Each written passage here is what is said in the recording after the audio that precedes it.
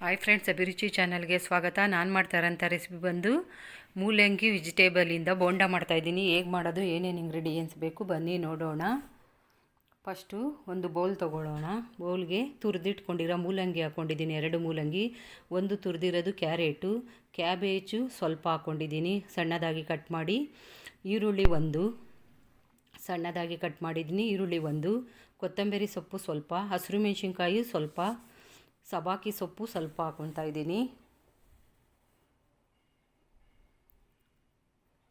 Next ಅಡಿಗೆ soda ಹಾಕ್ಕೊತಾ ಇದ್ದೀನಿ ಸ್ವಲ್ಪ, ರುಚಿಗೆ ತಕ್ಕಷ್ಟು ಉಪ್ಪು. ಇನ್ನು ನಮ್ಮ ಚಾನಲ್ಗೆ ಸಬ್ಸ್ಕ್ರೈಬ್ ಆಗಿಲ್ಲ ಅಂದರೆ ಸಬ್ಸ್ಕ್ರೈಬ್ ಆಗಿ, ನಿಮ್ಮ ಫ್ರೆಂಡ್ಸು ಫ್ಯಾಮಿಲಿಗೆಲ್ಲ ವೀಡಿಯೋನ ಶೇರ್ ಮಾಡಿ, ಬೆಲ್ ಐಕನ್ ಕ್ಲಿಕ್ ಮಾಡಿ. ಈಗ ಮೂಲಂಗಿಲೇ ನೀರಿನ ಅಂಶ ಇರುತ್ತಲ್ಲ, ನೀಟಾಗೆಲ್ಲ ಮಿಕ್ಸ್ ಮಾಡ್ಕೊಬೇಕು ಈ ಥರ ಕೈಯಲ್ಲಿ. ನಾನೆಲ್ಲೂ ನೀರನ್ನ ಆ್ಯಡ್ ಮಾಡಿಲ್ಲ, ಸ್ವಲ್ಪನೂ ನೀರು ಹಾಕ್ಕೊಂಡಿಲ್ಲ ಎಲ್ಲೂ. ನೆಕ್ಸ್ಟು ಕಡಲೆ ಹಿಟ್ಟು ಹಾಕ್ಕೊಬೇಕು. ಕಡಲೆ ಹಿಟ್ಟು ಹಾಕ್ಕೊಂಡು ನೋಡಿ ಈ ಥರ ಚೆನ್ನಾಗೆಲ್ಲ ಮಿಕ್ಸ್ ಮಾಡ್ಕೊಂಡು ಕಲಿಸ್ಕೊಬೇಕು.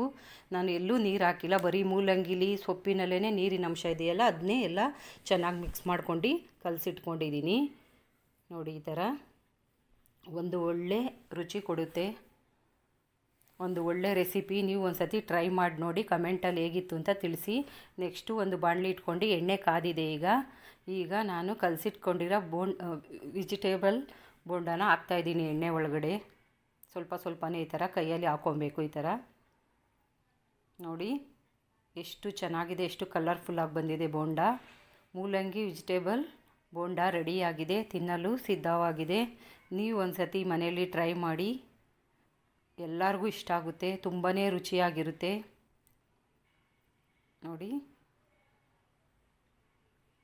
ನೋಡಿ ಒಳಗಡೆ ಸಾಫ್ಟಾಗಿ, ಮೇಲ್ಗಡೆ ಕ್ರಿಸ್ಪಿಯಾಗಿದೆ, ಚೆನ್ನಾಗಿದೆ.